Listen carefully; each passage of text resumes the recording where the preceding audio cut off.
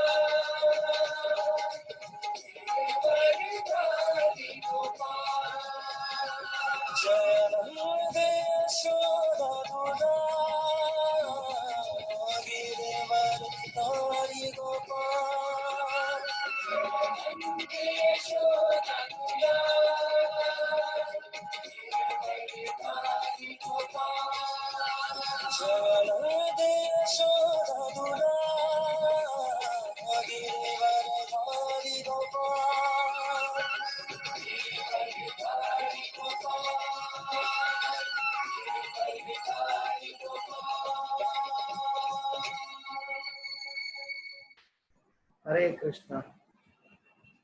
भगवद गीता यथारूप साप्ताहिक क्लास आज जन्माष्टमी के उपलक्ष्य में देने जा रहे हैं। वैसे ही भगवान ने ऐसी अरेंजमेंट की है कि आज हम चौथे अध्याय में प्रवेश करने जा रहे हैं। तो आज हम चौथे अध्याय के 7, 8, 9 श्लोक पर चर्चा करेंगे जो जन्माष्टमी के उपलक्ष्य में शामिल होता है। तो चौथा अध्याय का पहला, दूसरा, तीसरा जो शुरुआत के जो श्लोक है वो अगले क्लास में ले लेंगे। आज भगवान के आविर्भाव जन्माष्टमी के ऊपर स्पेशल श्लोक नंबर 7, 8, 9 पर चर्चा करेंगे और छठे श्लोक को रिकेप करेंगे। हरे कृष्ण। जय राधा माधव कुंज बिहारी गोपी जन वल्लभ गिरिवरधारी। जय राधा माधव कुंज बिहारी गोपी जन वल्लभ गिरिवरधारी।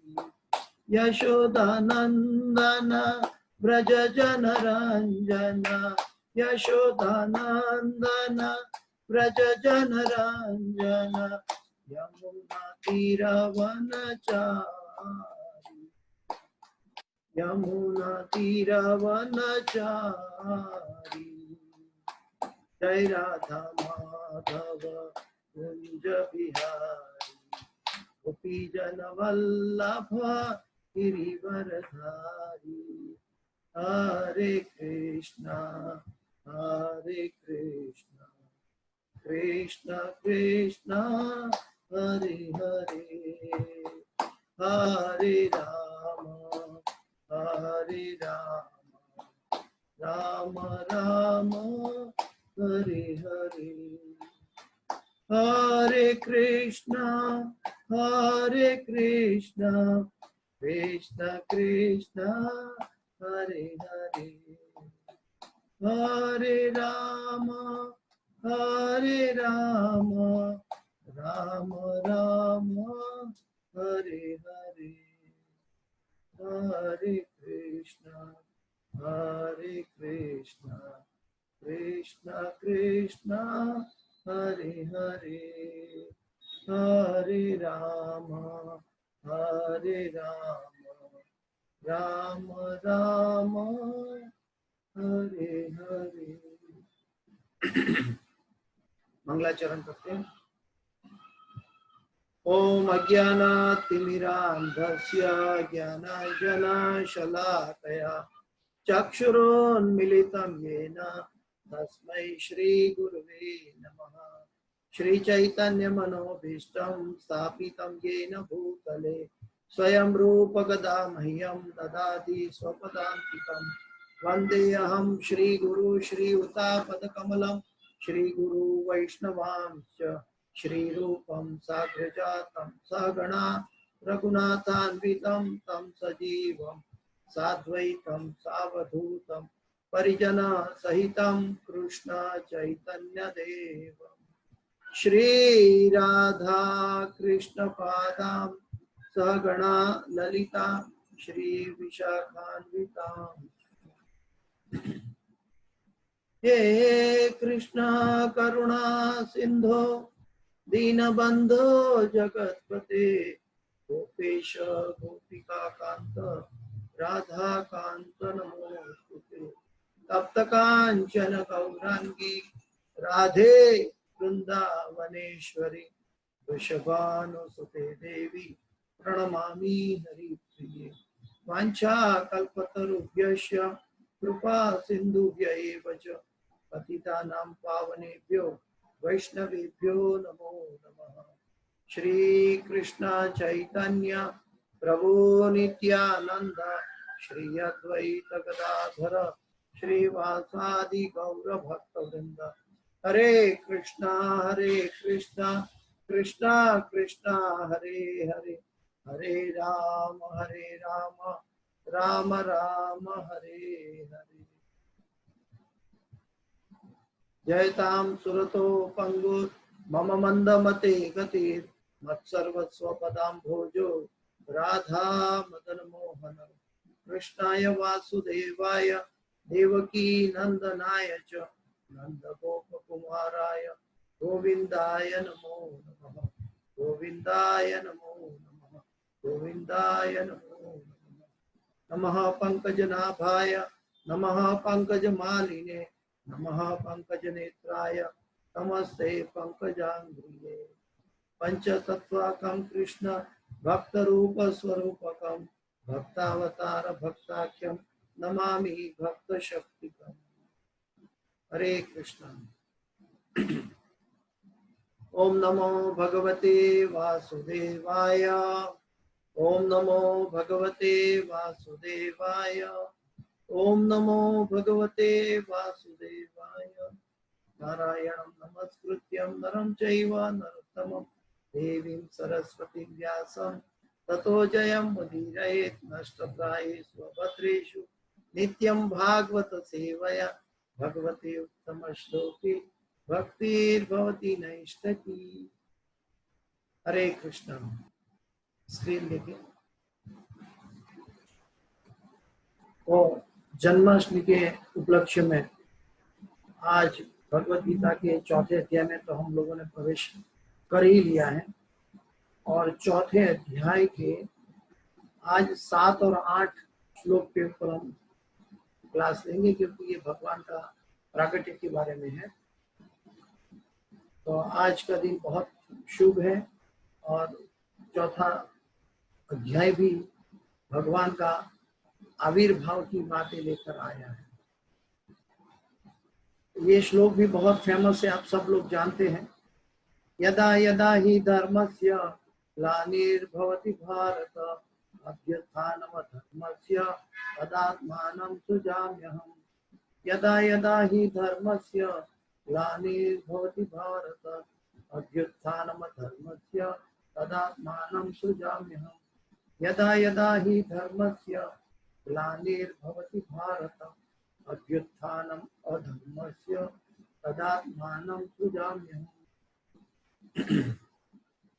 ये भरतवंशी, जब भी और जहां भी धर्म का पतन होता है और अधर्म की प्रधानता होने लगती है, तब तब मैं अवतार लेता हूँ। भगवान श्री कृष्ण अर्जुन को कहते हैं, ये भारतवंशी, जब भी और जहां भी धर्म का पतन होता है और अधर्म की प्रधानता होने लगती है, तब तब मैं अवतार लेता हूँ। प्रभुपाद जी के तात्पर्य में चलते हैं।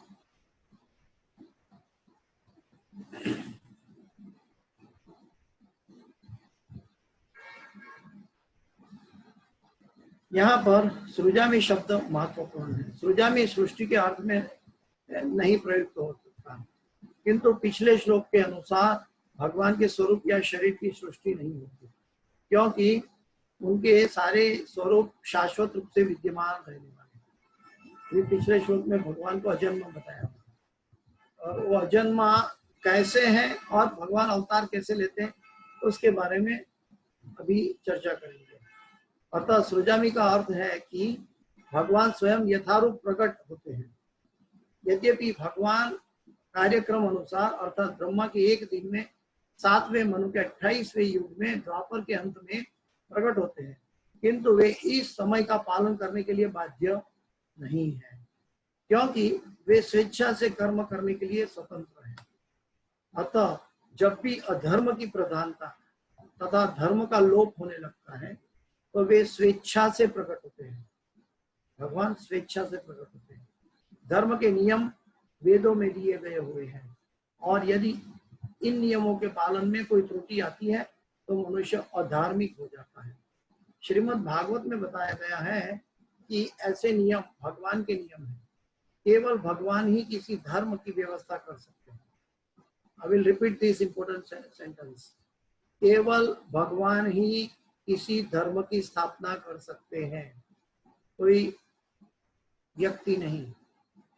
वेद भी मूलतः ब्रह्मा के हृदय में भगवान द्वारा उच्चारित माने जाते हैं।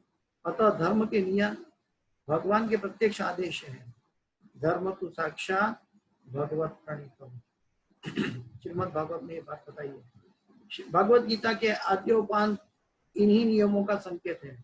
वेदों का उद्देश्य परमेश्वर के आदेश अनुसार ऐसे नियमों की स्थापना करना, और गीता के अंत में भगवान स्वयं आदेश देते हैं कि सर्वोच्च धर्म उनकी शरण ग्रहण करना है।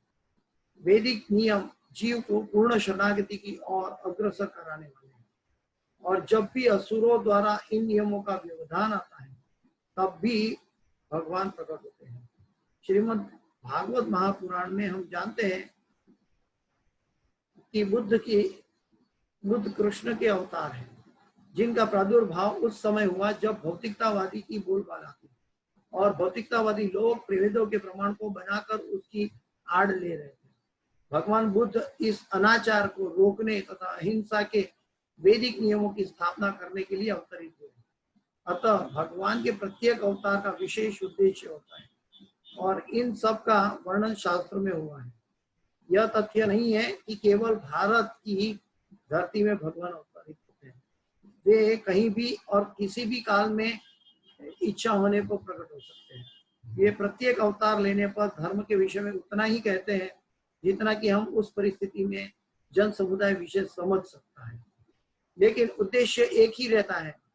भगवान का प्रकट्य का उद्देश्य एक ही रहता है। क्या है?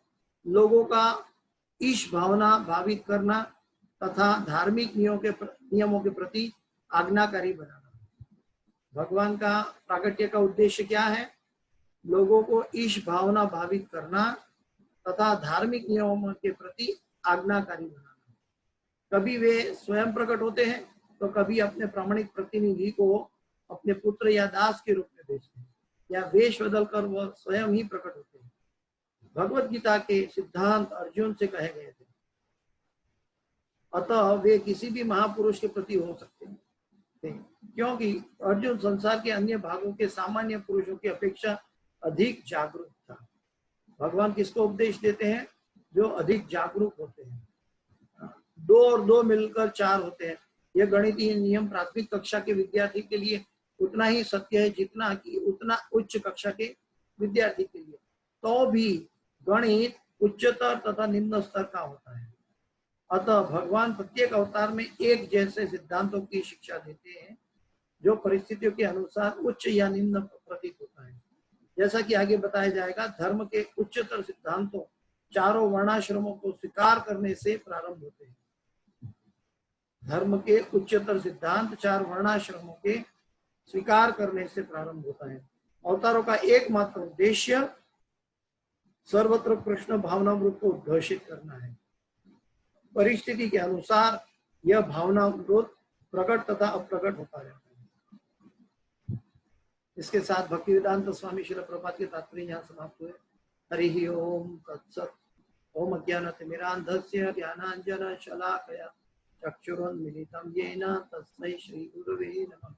मुखं करोति वाचालं पंगुं लंघयते गिरिं यत्कृपातमहं वन्दे परमानन्दमाधवं श्री गुरुदीनतारणं श्री चैतन्य ईश्वरं। हरे कृष्णा कृष्ण कृष्ण हरे हरे, हरे राम राम राम हरे हरे। तो भगवान के अवतार के बारे में हम चर्चा कर रहे हैं। आज जन्माष्टमी का महा उत्सव होने जा रहा है। आज की जन्माष्टमी थोड़ी ऐतिहासिक भी है। उसको ऐतिहासिक बोल सकते हैं कि आप भगवान की लीला समझ सकते हैं, पता नहीं है, या तो हमारे कलयुग के लोगों का पाप समझ सकते हैं, पता नहीं है। लेकिन ये पहली जन्माष्टमी है इतिहास में कि भगवान कृष्ण के प्राकट्य के समय भक्त हाजिर नहीं होंगे मंदिरों में, मंदिर सब बंद रहेगा और भक्त सब ऑनलाइन घर में बैठकर भगवान की दर्शन का अभिलाषा करेंगे। भगवान के अवतारों को समझने से पहले अपने आप को समझना बहुत जरूरी है, जिसको कहते हैं आत्म साक्षात्कार। क्यों ऐसा है? क्योंकि हम भगवान के अंश हैं। जैसे किसी व्यक्ति को कोई रोग लग गया है तो उसका ब्लड सैंपल लिया जाता है, तो ब्लड में से एनालिसिस करके पता लग जाता है कि उसको क्या रोग हुआ है। ठीक वैसे ही जब हम आत्मा को जानेंगे तो परमात्मा को समझना आसान होगा। इसलिए कृष्ण भावना भावित होने से पहले हमें आत्म साक्षात्कार बनना चाहिए। प्रभुपाद जी समझाते हैं आत्म साक्षात्कार का अर्थ क्या है। हम भगवान के अंश हैं और भगवान की सेवा हमारा शाश्वत और निजी धर्म है। अभी भगवान और जीव के बारे में क्या कहते हैं? जीव के लिए कहा जाता है कि we are not material body, we are eternal spiritual soul, we are spiritual having material journey, we are not material having spiritual journey. मतलब हम मनुष्य लेकर मनुष्य जन्म में भक्ति नहीं कर रहे हैं, लेकिन भक्ति करना हमारा निजी धर्म है अनादिकाल से। उसके अंदर क्या जो स्टेशन है ये मनुष्य जीवन, उसके अंदर हम भक्ति कर रहे हैं। तो ये मटेरियल जीवन अल्टीमेट नहीं है, हमारा जो आत्मा का जो निजी धर्म है वो अल्टीमेट है। तो वो समझने के लिए सबसे पहले हमें भगवान के आविर्भाव के जो नियम बताए कि अभी अगले श्लोक में बताने वाले हैं भगवान कि परित्रणाय साधुनाम विनाशाय च दुष्कृताम। तो भगवान जो प्रकट होते हैं तो उनकी स्वेच्छा से प्रकट होते हैं। हमारे जन्म और भगवान के अवतार के बीच में क्या अंतर है ये समझना बहुत जरूरी है। लोग भगवान कृष्ण को भी मनुष्य समझते हैं, लेकिन भगवान का जो प्राकट्य है वो मनुष्य जैसा नहीं है। मनुष्य का क्या होता है कि अपने कर्म अनुसार जबरदस्ती उसको 84 लाख योनि में, पर्टिकुलर योनि में जन्म लेना पड़ता है अपने कर्म के अनुसार, बाय फोर्स। लेकिन भगवान जो है अपनी स्वेच्छा से भौतिक जगत में जीवों का, अपने संतानों का उद्धार करने के लिए, अपने संतानों का प्रेम जगाने के लिए प्रकट होते हैं। तो भगवान का आविर्भाव अलग चीज है, जो मनुष्य की तरह दिखता है लेकिन मनुष्य की तरह होता नहीं है। जैसे कि जेल में कैदी है, हम सब कैदी हैं, लेकिन जेल सुपरिटेंडेंट या कोई बड़ा प्रधान जेल की मुलाकात अचानक कर ले तो वो कैदी नहीं है, लेकिन वो अपने कैदियों के प्रति एक करुणा भाव है कि उनकी कोई तकलीफ तो नहीं है, वो ठीक से सही चल रहा है, उनके जो सरकारी कर्मचारी है, जेल सुपरिटेंडेंट है, सभी सही तरह काम करता है कि नहीं, ये सब देखने के लिए अचानक भगवान आते हैं। तो भगवान अवतार धारण करते हैं। दूसरी बात है अवतार के बारे में कि अवतार भगवान जब भी लेते हैं तो शास्त्रों में हजारों साल पहले उनका उल्लेख होना आवश्यक है। कोई व्यक्ति प्राकट्य लेकर होने के बाद ऐसा डिक्लेयर नहीं कर सकता कि मैं भगवान हूँ। मनुष्य भगवान कभी नहीं बन सकता, लेकिन भगवान मनुष्य का रूप ले सकते हैं, जैसे भगवान राम ने लिया था। यहाँ पे परपोर्ट में प्रभुपाद जी बुद्ध भगवान की बात बता रहे हैं कि वो अहिंसा, अनाचार को रोकने तथा अहिंसा के वैदिक नियमों की स्थापना करने के लिए अवतरित हुए। तो भगवान का अवतार का एक उद्देश्य था और इन सब का वर्णन शास्त्रों में पहले से हुआ था। यह तथ्य नहीं है कि केवल भारत के में ही भगवान अवतरित होती है। भगवान अपनी स्वेच्छा से कहीं भी, किसी भी काल में, कोई भी तरह प्रकट होते हैं और भगवान के प्राकट्य के लिए कोई सीमा नहीं है। भगवान जब स्वेच्छा की बात आती है तो स्वेच्छा की कोई सीमा नहीं है, भगवान पूर्ण स्वतंत्र है। इसीलिए भगवान का जो अवतार है वो भले शास्त्र में उल्लेख है, लेकिन फिर भी भगवान अपने भक्तों को उद्धार करने के लिए एवं भक्तों को प्रेम प्रदान करने के लिए, प्रेम जागृत करने के लिए यहाँ पृथ्वी पर, धरातल पर जीवों के करुणा के लिए आते हैं। आगे दूसरे श्लोक में प्रभुपाद जी बताते हैं,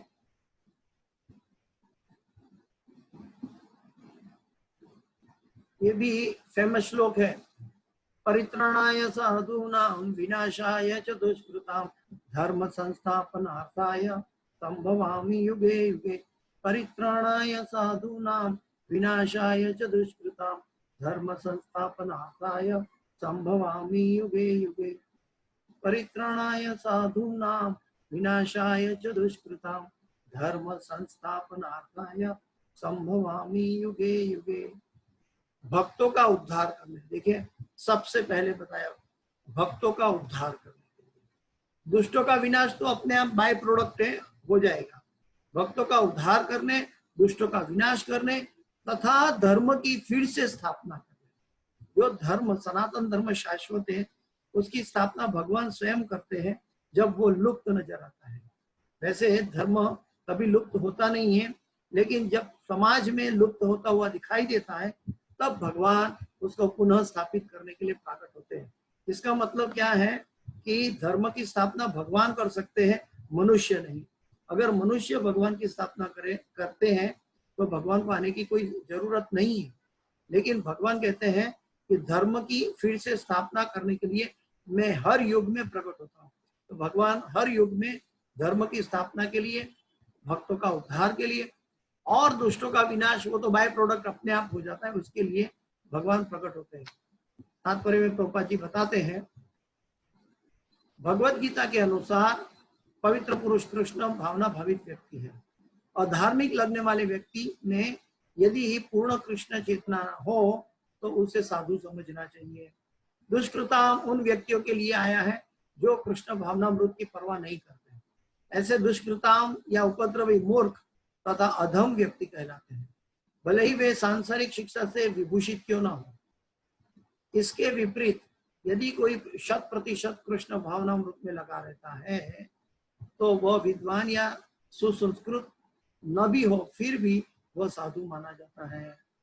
जहां तक अनिश्वरवादियों का प्रश्न है भगवान के लिए आवश्यक नहीं है कि इसके विनाश के लिए उस रूप में अवतरित हो जिस रूप में वे रावण तथा कंस का वध करने के लिए हुए थे। भगवान के ऐसे अनेक अनुचर हैं जो असुरों का संहार करने में सक्षम है, किंतु भगवान तो अपने उन निष्काम भक्तों के तुष्ट करने के लिए विशेष रूप से अवतार लेते हैं।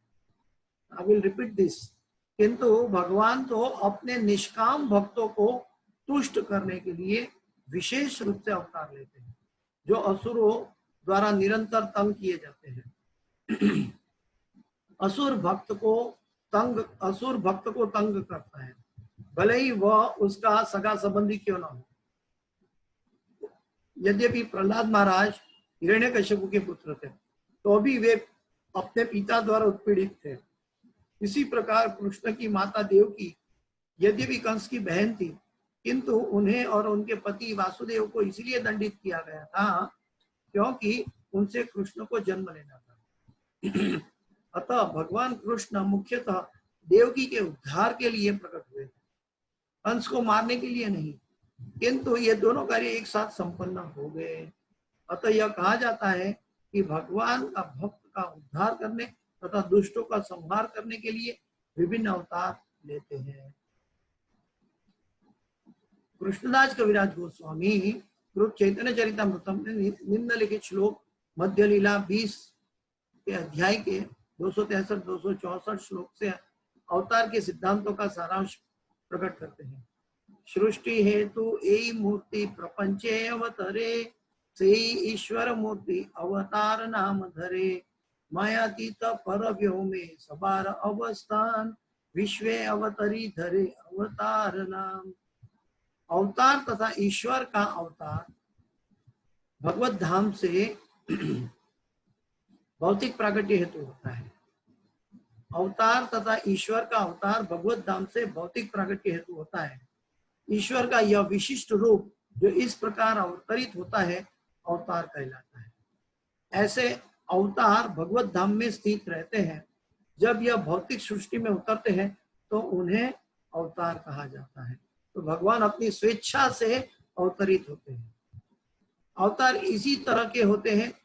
अभी अवतार के भक्ति रसामृत सिंधु में कई अवतारों के विभाग बताए हैं, वो प्रभुपाद जी हाईलाइट कर रहे हैं। अवतार इसी तरह के होते हैं यथा पुरुष अवतार। पुरुष अवतार कौन है? महाविष्णु। गुण अवतार कौन है? ब्रह्मा विष्णु महेश। ब्रह्मा रजोगुण, विष्णु सत्वगुण और शिवजी तमोगुण के अवतार है। तो ब्रह्मा विष्णु महेश गुण अवतार है। लीला अवतार भगवान स्वयं लीला अवतार है।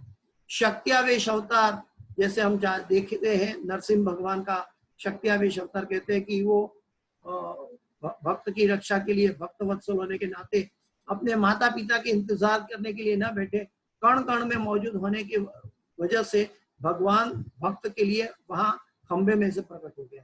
तो शक्त्यावेश अवतार, शक्ति में आवेश अवतार। मनवंतर अवतार, हर एक मनवंतर में अवतार होता है। तथा युगा अवतार, हर एक युग में अवतार होता है। इस सब का इस ब्रह्मांड में क्रम अनुसार आवरण होता है, किंतु भगवान कृष्ण आदि भगवान है और समस्त अवतारों के उद्गम है। यानी कि भगवान श्री कृष्ण अवतारी भी है और अवतार भी है। भगवान श्री कृष्ण शुद्ध भक्तों की चिंताओं को दूर करने के विशिष्ट प्रयोजन से अवतार लेते हैं। भगवान किसके लिए आते हैं? कि शुद्ध भक्तों की चिंताओं को दूर करने के विशिष्ट प्रयोजन से अवतार लेते हैं, जो उन्हें उनकी मूल वृंदावन लीलाओं के रूप में देखने के उत्सुक रहते हैं। भगवान के जो शुद्ध भक्त हैं, भगवान को वृंदावन की लीलाओं के रूप में देखने के लिए उत्सुक होते हैं। अतः कृष्ण अवतार का मूल उद्देश्य अपने निष्काम भक्त को प्रसन्न करना है। निष्काम भक्त का व्याख्या कैसे कर सकते हैं?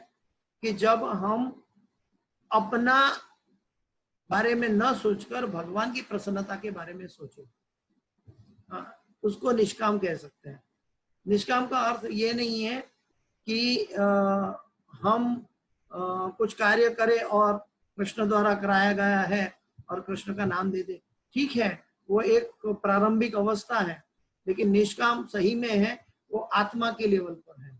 आत्मा के लेवल पे क्या सही में भक्त निष्काम हो सकता है, शरीर के लेवल में भक्त सकाम हो जाता है, लेकिन शरीर के लेवल में भी निष्काम भक्त होते हैं, वो भगवान की प्रसन्नता के लिए कार्य करते हैं, और वो भगवान की प्रसन्नता के लिए कार्य करते हैं, इसलिए उनको शुद्ध भक्त कहा जाता है।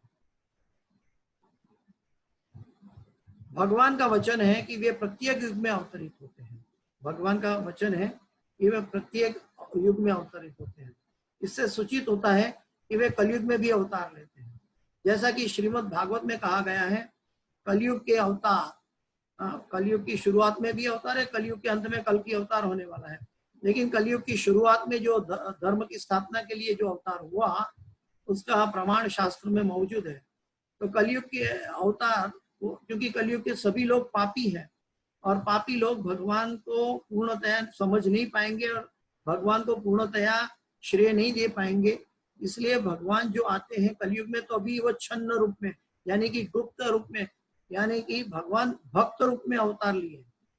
तो वेद व्यास जी बताते हैं कि कलयुग का अवतार भगवान श्री चैतन्य महाप्रभु, जो राधा रानी का भाव में चैतन्य महाप्रभु प्रकट हुए थे, वो भगवान कृष्ण के अवतार थे, जिन्होंने संकीर्तन आंदोलन के द्वारा कृष्ण पूजा का प्रसार किया। अभी स्वयं की पूजा के लिए भगवान ने अवतार धारण किया। देखो कैसा प्रतीत होता है, क्योंकि भगवान ने सोचा कि श्रीमती राधा रानी और सभी गोपीगण जो हैं मेरी सेवा करने में बहुत आनंद व्यक्त करते हैं, और उनका आनंद इतना होता है कि मुझे लगता है कि ऐसा आनंद उसको कैसे मिलता है कि जो आनंद का अनुभव मैं नहीं कर सकता। भगवान स्वयं की सेवा में जो आनंद है, फिर से मैं कहता हूं, भगवान स्वयं की सेवा में जो भक्तों के हृदय में जो आनंद उदित होता है, वो आनंद का आस्वादन करने के लिए अपने हृदय में श्रीमती राधा रानी का हृदय लेकर भगवान कृष्ण ने अवतरित, भक्त रूप में अवतरित हुए। ये वेद व्यास जी ने कई शास्त्रों में, उपनिषदों, महाभारत, पुराणों में बताया है इनके बारे में। तो वो चैतन्य महाप्रभु जो है वो अपनी सेवा का आनंद लेने के लिए अवतरित हुए। तो जिन्होंने संकीर्तन आंदोलन द्वारा कृष्ण पूजा का प्रसार किया, और साथ साथ वो भक्त रूप में आया, इसलिए सभी भक्तों को समझाया कि कैसे कृष्ण नाम लेना चाहिए, कैसे कृष्ण की पूजा और भक्ति करनी चाहिए। तो उन्होंने अपने आचार्य स्वयं यदि आचरति श्रेष्ठ तत्त देवेतरो जनाः, स्वयं प्रमाण बनकर, भक्त का प्रमाण बनकर वो अवतरित हुए और लोगों को भगवान कृष्ण की पूजा का और भक्ति का प्रचार प्रसार किया, और पूरे भारत में कृष्ण भावनामृत का विस्तार किया। उन्होंने उस समय, आज से 500 साल पूर्व, भगवान श्री चैतन्य महाप्रभु ने भविष्यवाणी की थी कि संकीर्तन की यह संस्कृति सारे विश्व के नगर नगर और ग्राम ग्राम में फैलेगी, नगर आदि ग्राम। तो आज हम देख रहे हैं कि अंतरराष्ट्रीय कृष्ण भावनामृत के भक्तगण पूरी दुनिया में नगर नगर, देश देश संकीर्तन आंदोलन चला रहे हैं और कई जीवों को संकीर्तन आंदोलन में जोड़ रहे हैं, क्योंकि उन्होंने भगवान कृष्ण की भक्ति कैसे करनी चाहिए। कलयुग का युग धर्म है संकीर्तन यज्ञ, और संकीर्तन कैसे करना चाहिए भगवान का नाम लेकर, उनकी स्थापना के लिए चैतन्य महाप्रभु प्रकट हुए थे और सभी को सिखाया कि कैसे संकीर्तन करना चाहिए। तो ये भविष्यवाणी चैतन्य महाप्रभु ने 500 साल पहले की थी, जो आज इस्कॉन के अंतर्गत ये हो रही है। भगवान चैतन्य को गुप्त रूप में, किंतु प्रकट रूप में नहीं, उपनिषदों, महाभारत तथा भागवत जैसे शास्त्रों में गुह्य अंशों में वर्णित किया गया है। कई पुराणों में, अथर्ववेद में और उपनिषदों में, महाभारत में और भागवत में गुप्त तरीके से भगवान श्री चैतन्य महाप्रभु के प्रागट्य के बारे में दिशा वर्णित की गई है। भगवान कृष्ण के भक्तगण भगवान चैतन्य के संकीर्तन आंदोलन द्वारा अत्यधिक आकर्षित रहते हैं। भगवान का यह अवतार दुष्टों को विनाश नहीं, अपितु अपनी अहितु की कृपा से उनका उद्धार करता है, क्योंकि कलयुग में अगर दुष्टों का संहार करेंगे तो जनरली सभी दुष्ट है, सभी के मन के मानसिक परिस्थिति में दुष्टता छुपी है। अगर दुष्टों का विनाश करना है तो कोई बचेगा नहीं। और क्योंकि श्री चैतन्य महाप्रभु राधा रानी का हृदय लेकर प्रकट हुए थे, इसीलिए उनके हृदय में एक दया का और करुणा का भाव था। इसीलिए उन्होंने ये भाव प्रकट किया कि दुष्टों के हृदय में जो पाप है, दुष्टों के हृदय में, भक्तों के हृदय में, जो मनुष्य के हृदय में जो दुष्टता भरी हुई है, उस दुष्टता का नाश हो, लेकिन वो व्यक्ति का नाश न हो। इसीलिए उन्होंने संकीर्तन करके उनको शुद्ध करने का आह्वान किया। तो ये श्रीमती राधा रानी की करुणा है। करुणा करू मैं करुणा भरीते, सनक सनातन वर्णित चरिते, राधे जय जय माधव दाईते, गोकुल तारुणी मंडल माहिते। तो श्रीमती राधा रानी कृष्ण के शरीर में अपना हृदय देकर और राधा रानी का हृदय का भाव लेकर भगवान श्री कृष्ण जो अवतरित लिया है, दोनों एक बनकर, वो भगवान श्री चैतन्य महाप्रभु भक्त रूप में अवतार लिए। और भगवान का यह अवतार दुष्टों का विनाश नहीं, अपितु तो अपनी हेतु की कृपा से उनका उद्धार करता है। कैसे? उनके अंदर की हृदय की दुष्टता का विनाश करते हैं। और वो कैसे होता है? कलयुग में सिर्फ हरे कृष्ण कृष्ण कृष्ण हरे हरे, हरे राम राम राम हरे हरे, इस महामंत्र के अंदर कोई भी भौतिक जगत का शब्द नहीं है। इसके अंदर पूर्ण ये जो श्लोक है आध्यात्मिक गोलोक वृंदावन धाम से आया है। गोलोक एरो प्रेम धन हरि नाम संकीर्तन, ये गोलोक वृंदावन से आया है। इसके अंदर मम शब्द नहीं आया, मेरा उद्धार करो शब्द नहीं आया, या मेरे लिए कुछ भी शब्द नहीं आया। सिर्फ और सिर्फ राधा कृष्ण की बात है और राधा कृष्ण के बीच के प्रणय की और प्रेम की सेवा में जीव को जोड़ने की बात है। तो ये महामंत्र, ये संकीर्तन इसीलिए सर्वश्रेष्ठ है कि जीवों के हृदय में जो कल्मश है वो नाश हो जाता है। किसी एक व्यक्ति ने प्रश्न किया कि इस कलयुग में हम किसके ऊपर विश्वास कर सकते हैं। वैसे तो देखे तो कलयुग में कोई विश्वास के लायक है नहीं, क्योंकि सबके अंदर अलग अलग मात्रा में कहीं ना कहीं गलतियां, कटुता या चीटिंग प्रोपेंसिटी भरी हुई है। कलह का युग है ये, तो किसके ऊपर विश्वास करें? तो अगर व्यक्ति, इस कलयुग का व्यक्ति भले कितना भी पापी हो, दुराचारी हो, लेकिन हरे कृष्ण महामंत्र का जप करता है, तो आज भले उनके अंदर मैल है, लेकिन जब उनकी परिपक्वता आ जाएगी, 16 माला करके भी उनके अंदर परिपक्वता आएगी, आत्म साक्षात्कार की ओर दृष्टि उनकी जाएगी। ये महामंत्र की ताकत स्वयं लेकर जाएगी। उनके अंदर के हृदय के कोने कोने में भरी मैल और कामना, सभी भौतिक इच्छाएं, सभी का सफाई करके उनको शुद्ध कृष्ण प्रेम प्रदीप कर देगी। तो ये महामंत्र की एक अलौकिक ताकत है कि जो हृदय के अंदर दुष्टता का विनाश करती है और भगवत प्रेम को जागृत करती है। और ये भगवत प्रेम जागृत करने के लिए श्री चैतन्य महाप्रभु प्रकट हुए थे। तो श्री कृष्ण चैतन्य राधा कृष्ण नहीं है। श्री कृष्ण चैतन्य महाप्रभु कौन है? कि जो राधा कृष्ण का कंबाइन अवतार है।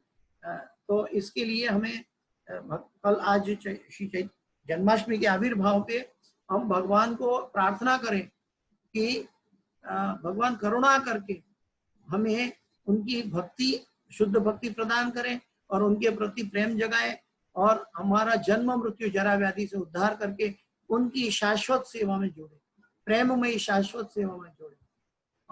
दूसरी एक बात है कि ये 2 श्लोक जो है भगवान के प्राकट्य के अंतर्गत, ये 2 श्लोक है। इसके बाद जो श्लोक है इससे भी ज्यादा इंपॉर्टेंट है। इसके बाद वाला जो श्लोक है इससे भी ज्यादा इंपॉर्टेंट है। जन्म कर्म च मे दिव्यम एवं यो वेत्ति तत्वतः त्यक्त्वा देहं पुनर्जन्म नैति मामेति सोऽर्जुन। जन्म कर्म च मे दिव्यम एवं यो वेत्ति तत्वतः त्यक्त्वा देहं पुनर्जन्म नैति मामेति सोऽर्जुन। ये अर्जुन, जो मेरे आविर्भाव तथा कर्मों की दिव्य प्रकृति को जानता है, वह इस शरीर को छोड़ने पर इस भौतिक संसार में पुनः जन्म नहीं लेता और अपितु मेरे सनातन धाम को प्राप्त होता है। कि भगवान के प्रागट्य का कारण जानने से, और भगवान का प्रागट्य का मुख्य कारण क्या है? भक्तों का उद्धार करना और भक्तों के साथ प्रेम का और भक्ति का आदान प्रदान करना। तो भगवान के आविर्भाव तथा कर्मों की दिव्य प्रकृति, भगवान की जो प्रकृति है वो दिव्य है, भौतिक जगत की नहीं है जो सत्वगुण रजोगुण तमोगुण से भरी है। कई लोग भगवान कृष्ण को भी मनुष्य बना देते हैं, लेकिन भगवान कृष्ण मनुष्य का रूप लिया है, लेकिन स्वयं मनुष्य नहीं बल्कि वो supreme personality of God head है, परम पुरुष है, सभी पुरुषों के स्वामी है। वह इस शरीर को छोड़ने पर इस भौतिक संसार में पुनः जन्म नहीं लेता। भगवान कहते हैं कि जो उसको तत्व से इन ट्रूथ जो जानता है वो मेरे सनातन धाम को इस शरीर त्यागने के बाद वापस आ जाता है। रूपा जी तात्पर्य में कहते हैं, जो 6ठे श्लोक की बात बता रहे हैं कि 6ठे श्लोक में भगवान ने बताया था कि मैं अजन्मा हूं। तो अजन्मा और जन्मा कैसे है कि हम सब भी अजन्मा है और भगवान भी अजन्मा है, हम लोग भी अजन्मा है, क्योंकि हम कौन है, हम ये शरीर नहीं है, हम आत्माएं हैं। और आत्मा का जन्म नहीं होता, आत्मा की मृत्यु नहीं होती। जो जन्म लेता हुआ दिखाई देता है वो शरीर है, और जिसकी मृत्यु दिखाई देती है वो शरीर है, लेकिन हम शरीर नहीं है, हम तो आत्मा है।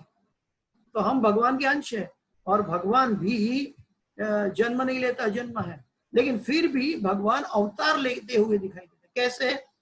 जैसे कि सूरज सुबह में उगता है और सांझ को लुप्त हो जाता है, ऐसा लगता है कि अदृश्य हो गया हमारे से, तो वो उनका तिरोभाव नहीं हुआ, लेकिन हमारी नजर से ओझल हो गया। ठीक वैसे ही भगवान जो अवतार लेते हैं तो कुछ पर्टिकुलर समय में अवतरित होते हैं, जो जीवों को प्रति समक्ष हाजिर होते हैं, और उनकी इच्छा के अनुसार उसी समय उनको जब चाहिए तब वो अंतर्ध्यान होके दूसरे ब्रह्मांड में अवतरित हो जाते हैं। तो भगवान की जो लीला है वो शाश्वत होती है।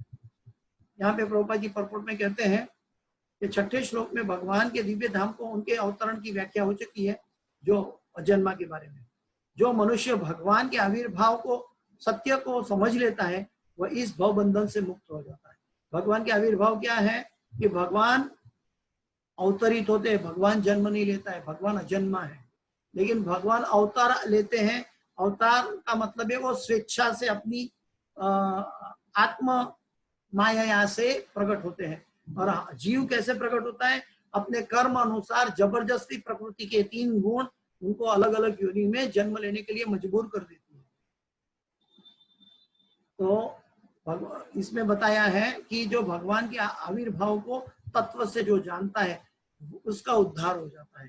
जो मनुष्य भगवान के आविर्भाव के सत्य को समझ लेता है वह इस भव बंधन से मुक्त हो जाता है, और इस शरीर को छोड़ते ही वह तुरंत भगवान के धाम लौट जाता है। तो भगवान के आविर्भाव को जानने के लिए आज जन्माष्टमी है। भगवान के प्राकट्य को जानने के लिए भगवान अवतरित हो रहे हैं, देव की माता और वसुदेव की तकलीफ को दूर करने के लिए, देव की माता को आनंद देने के लिए, और उनकी तकलीफ उनके भाई के द्वारा जो दी गई है वो तकलीफ दूर करने के लिए भगवान अवतरित होने जा रहे हैं। तो यहाँ पे प्रभुपाद जी आगे बताते हैं कि भवबंधन से जीव की ऐसी मुक्ति सरल नहीं है। निर्विशेषवादी जो निराकारवादी योगी जन पर्याप्त कष्ट तथा अनेक जन्मों के बाद ही मुक्ति प्राप्त कर पाते हैं। जो व्यक्ति निराकारवादी है और जो योगी जन है उनको भगवान की भक्ति के बाद जो जन्म मृत्यु जरा व्याधि उनको टाल नहीं सकता। उनको मुक्ति पाने के लिए अनेक जन्म लेना पड़ता है। बहुनाम जन्मनाम अंते ज्ञानवामाम प्रपद्यते वासुदेवम सर्वमिति स महात्मा सुदुर्लभ। इतने पर भी उन्हें जो मुक्ति भगवान की निराकार ब्रह्म ज्योति में तादात्म्य में प्राप्त करने के रूप में मिलती है वह आंशिक होती है, और इस भौतिक संसार में लौट जाने का भय बना रहता है। जो योगी जन है, जो निराकारवादी है, योगी जन है, वो अपनी शारीरिक ताकत से ऊपर उठना चाहते हैं, तो उसके साथ उनका अहम भी बना रहता है, और वो अहम के कारण वो ब्रह्म ज्योति से आगे नहीं जा सकता। लेकिन भगवान 14वें अध्याय में बताते हैं कि ये जो ब्रह्म ज्योति है उसका जो सोर्स है मैं स्वयं हूँ। तो भगवान से ब्रह्म ज्योति उत्पन्न होती है, लेकिन वो भगवान को देख नहीं पाते हैं ब्रह्म ज्योति में जाकर।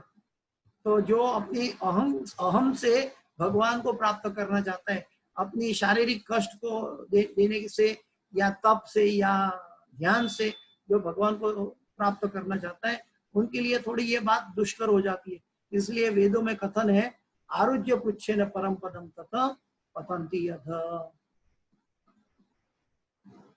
तो किंतु भगवान के शरीर की दिव्य प्रकृति तथा उनके कार्यकलापों को समझने मात्र से भक्त इस शरीर का अंत होने के बाद भगवत धाम को प्राप्त करता है और उसे इस संसार में लौट आने का भय नहीं रहता। तो भगवान के अवतार को समझने का मतलब क्या है कि भगवान अजन्मा है, लेकिन अवतरित होते हैं भक्तों के कल्याण के लिए। वो अपनी स्वेच्छा से, आत्म माया से अवतरित होते हैं। भगवान का आने का कारण भक्तों को आनंद देना है, भक्तों का उद्धार करना है, और दुष्टों का विनाश तो एक बाय प्रोडक्ट है, अपने आप हो जाता है। और साथ साथ भगवान का प्रागट्य का दूसरा कारण है, जो आने वाले युग की जो पीढ़ियां हैं जीवों की, वो जीवों की पीढ़ियां के लिए धर्म की स्थापना करनी है। वो धर्म संस्थापन अर्थ आया, वो धर्म की स्थापना के लिए भगवान अवतरित होता है। अगर भगवान धर्म की स्थापना न करें तो हम विचलित हो जाएंगे। इसलिए मनुष्य को चाहिए कि सनातन धर्म का आश्रय ले। अगर जीव का उद्धार करना है, अगर शारीरिक सेंटीमेंट में भागना है, तो इधर उधर बहुत से कलयुग में ऑप्शन अवेलेबल है।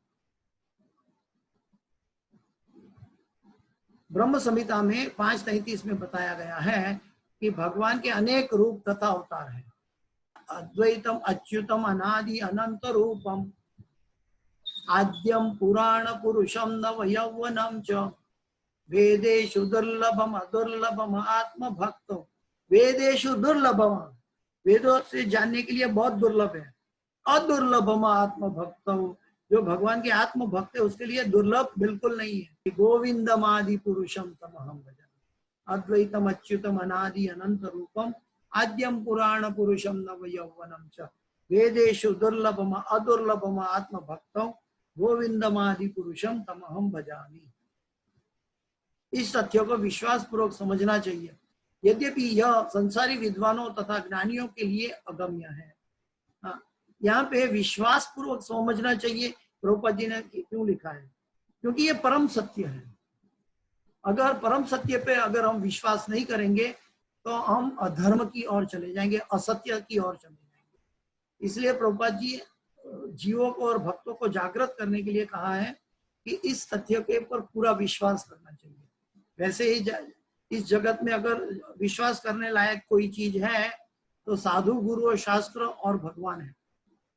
इसके अतिरिक्त विश्वास करने लायक कोई नहीं है, क्योंकि सभी लोग प्रकृति के 3 गुणों के वश है, अपने अपने कर्मों का हिसाब चुका रहे हैं और अपने अपने नए कर्म जनित कर रहे हैं। एक दिन में हम कितने कर्म पैदा कर लेते हैं। यद्यपि यह संसारी विद्वानों तथा ज्ञानी योगियों के लिए अगम्य है। जैसा कि वेदों पुरुष बोधिनी उपनिषद में कहा गया है कि एको देव नित्य लीलानुरक्तो भक्त व्यापी हृदयंतरात्मा। एक भगवान अपने निष्काम भक्तों के साथ अनेक दिव्य रूप में सदैव संबंधित है।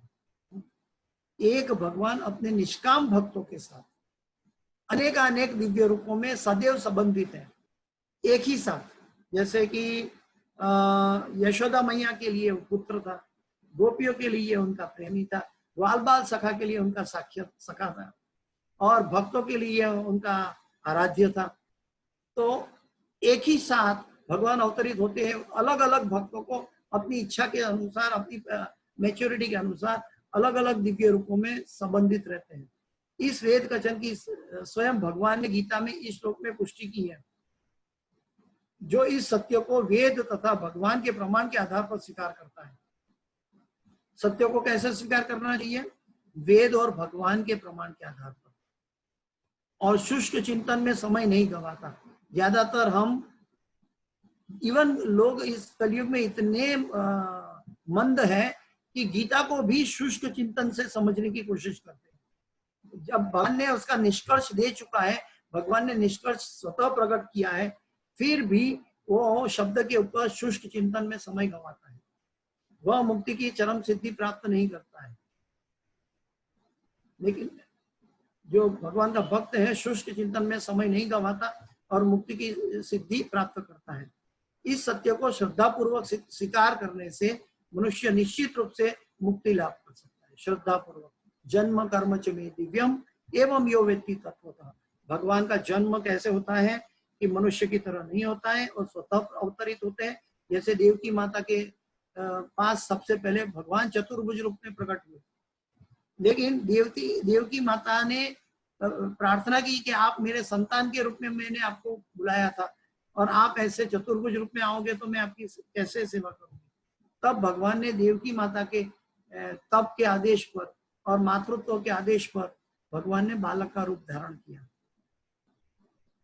इस प्रसंग में वैदिक वाक्य तत्वमसि लागू होता है।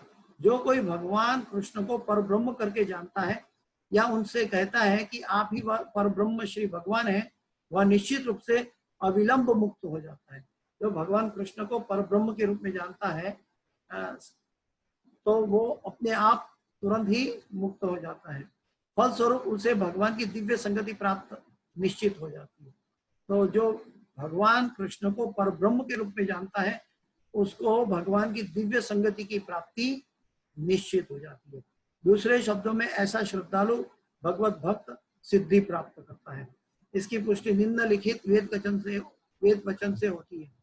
तमेव विदित्वाति मृत्युमेति नान्यः पंथा विद्यते य नाय।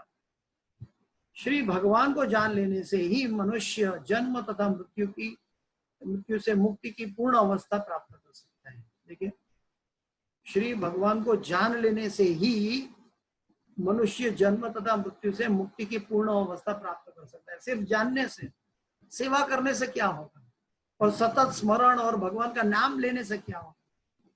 जो भगवान को खाली जानने से अगर पूर्ण अवस्था प्राप्त हो सकती है, तो जो जीव भगवान की सेवा में अपना जीवन समर्पित किया है, जिन्होंने नाम स्मरण कर रहा है, सतत भगवान का नाम स्मरण कर रहा है, उनकी अवस्था क्या होगी। इस सिद्धि को प्राप्त करने का कोई अन्य विकल्प नहीं है। श्वेता उपनिषद 3:8 में बताया है कि भगवान को जान लेने से ही मनुष्य जन्म तथा मृत्यु से मुक्ति की पूर्ण अवस्था प्राप्त कर सकता है। इसका कोई विकल्प नहीं है। इसका अर्थ है कि जो श्री कृष्ण को श्री भगवान के रूप में नहीं मानता वो अवश्य ही तमोगुणी है।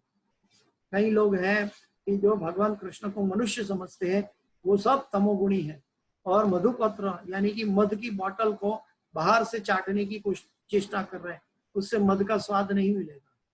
मधुपात्रों को केवल बाहर से चाटकर या भगवत गीता की विद्वत्तापूर्ण संसारी विवेचना करके मोक्ष प्राप्त नहीं कर सकता। इसे शुष्क दार्शनिक भौतिक जगत में महत्वपूर्ण भूमिका निभाने वाले हो सकते हैं, किंतु वे मुक्ति के अधिकारी नहीं होते। ऐसे अभिमानी संसारी मनुष्य को भगवत भक्ति की अहेतु की कृपा की प्रतीक्षा करनी पड़ती है। भगवान और भगवान के भक्त की प्रतीक्षा करनी पड़ती है। अतः मनुष्य को चाहिए कि श्रद्धा तथा ज्ञान के साथ कृष्ण भावनामृत का अनुशीलन करें और सिद्धि प्राप्त करने का यही उपाय है। गुरु महाराज कहते हैं, गुरु महाराज समझाते हैं कि इस मनुष्य जीवन आप कृष्ण को दो, इस मनुष्य जीवन आप कृष्ण को दोगे तो भगवान आपको शाश्वत जीवन दे देगा। बोलो क्या चाहिए। इस एक योनि का एक जन्म, आज तक तो हमने कई योनि में 84 लाख योनि में कितने जन्म बिगाड़े हैं और कितने जन्म में जन्म मृत्यु जरा व्याधि दुख दोषानुदर्शन से गिरते चले आ रहे हैं। लेकिन गुरु महाराज समझाते हैं कि अगर आपने एक जन्म, ये जन्म अभी का जन्म कृष्ण को दे दो तो आपको भगवान कृष्ण शाश्वत जीवन दे देगा। ये जीवन देने से शाश्वत जीवन मिलेगा। तो भक्त के लिए एक बहुत बड़ी बात है कि भगवान के आविर्भाव जन्माष्टमी के उपलक्ष्य में आज का दिन बहुत शुभ है। जन्माष्टमी के उपलक्ष्य में हम आज से एक निर्णय करें कि हम भगवान को जानने की कोशिश करें। कैसे? भगवान अजन्मा होकर भी अनंत कोटि ब्रह्मांडों का मालिक होने के बावजूद भी एक तुच्छ जीव की सेवा स्वीकारने के लिए। क्यों? क्योंकि वो सेवा के अंदर, वो जीव के अंदर प्रेम का भाव है, उनके ऊपर समर्पण है, उसके अंदर हृदय द्रवित है भगवान को देखने के लिए। ऐसा भक्त का भाव को चखने के लिए भगवान अर्च विग्रह रूप में भी या यथा योग्य भक्त के भाव के अनुसार भगवान अवतरित हो जाते हैं। जैसे प्रहलाद महाराज के लिए हो गया, जैसे हम सब के लिए भी अर्च विग्रह में भगवान उपस्थित है, और देवी देवता के लिए भी भगवान विद्यमान होते हैं अपने उनके अलग अलग रिक्वायरमेंट के अनुसार, जरूरियात के अनुसार। तो भगवान की ये जन्माष्टमी पे हमें एक ध्यान रखना है कि आज से तय करें कि हम भगवान को ऐसे जाने कि भगवान कितना कृपालु हुए, करुणा निधान है। इवन श्री चैतन्य महाप्रभु कितने करुणा निधान है कि वो राधा कृष्ण की भक्ति में हमें तुरंत लगा सकते हैं। वो स्वयं राधा कृष्ण है, लेकिन वो स्वयं सिखाते हैं कि कैसे कृष्ण की भक्ति करनी चाहिए। तो वो जब एक बार संकीर्तन करते करते जब श्री चैतन्य महाप्रभु मूर्छित हो गए, तब भक्त उनकी वेट कर रहे थे कि वो वापस भान में आए। तो भक्तों ने उनके ऊपर राह देखी, फिर भक्तों ने देखा कि उनको मूर्छित अवस्था से बाहर निकलने के लिए एक सबसे बड़ा रास्ता है। तो भक्तों ने भगवान का कीर्तन शुरू किया। तो श्री चैतन्य महाप्रभु मूर्छित अवस्था से बाहर आए, और फिर भक्त रुक गए। तो फिर भक्तों ने चैतन्य महाप्रभु को पूछा, आपने कैसे भगवान का भाव का अनुभव किया? तब श्री चैतन्य महाप्रभु कहते हैं, हरे कृष्णा कृष्ण कृष्ण हरे हरे, हरे राम राम राम हरे हरे। और तब से ये महामंत्र जो है एक्चुअली उससे भी पहले, श्री चैतन्य महाप्रभु जी से भी पहले वेदों में वर्णित है ये महामंत्र, और ब्रह्मा जी ने अपने पुत्र नारद को दिया था। वही मंत्र श्री चैतन्य महाप्रभु ने अपने भाव में प्रकट किया कि ये जो मंत्र है, ये जो महामंत्र है, इनके द्वारा हम शुद्ध भक्ति की और अग्रसर अपना जीवन लक्ष्य सफल कर सकते हैं। बाकी भक्त को आगे की चिंता नहीं है, क्योंकि भक्त सर्व कुछ अपने भगवान पर समर्पित रहता है।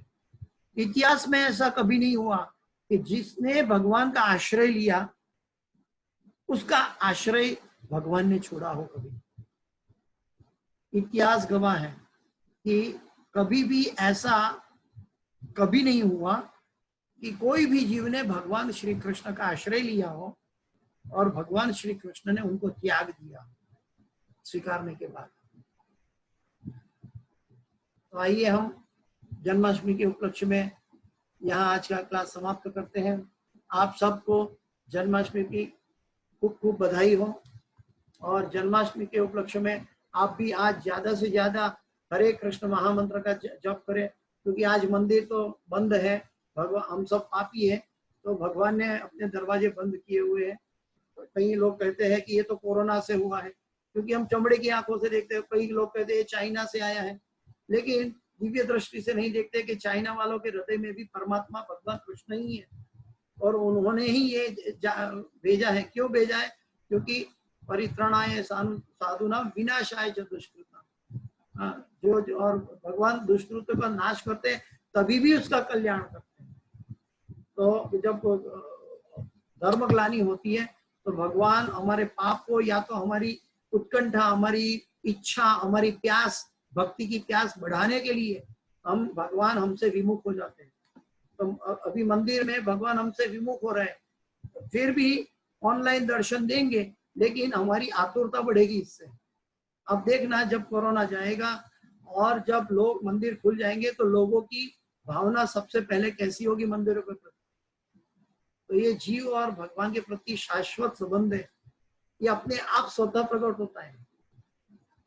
Hare Krishna. Thank you very much. Janmashtami के उपलक्ष्य में ये गीता का चौथे अध्याय का ये क्लास सुनने का हमारा सबका सौभाग्य है। गुरु महाराज की कृपा से ये क्लास हो रहा है, और इसकी जो भी स्वीकृति है मैं अपने गुरु के चरणों में समर्पित करता हूँ। उनकी प्रसन्नता, गुरु की और भगवान की प्रसन्नता के लिए है, और आप सब वैष्णव भक्त की सेवा हेतु ये क्लास यहाँ चर्चा हुआ है। इसमें मेरा कुछ नहीं है, मैं एक स्पीकर हूँ, माइक भगवान और गुरु के हाथ में है। हरे कृष्ण।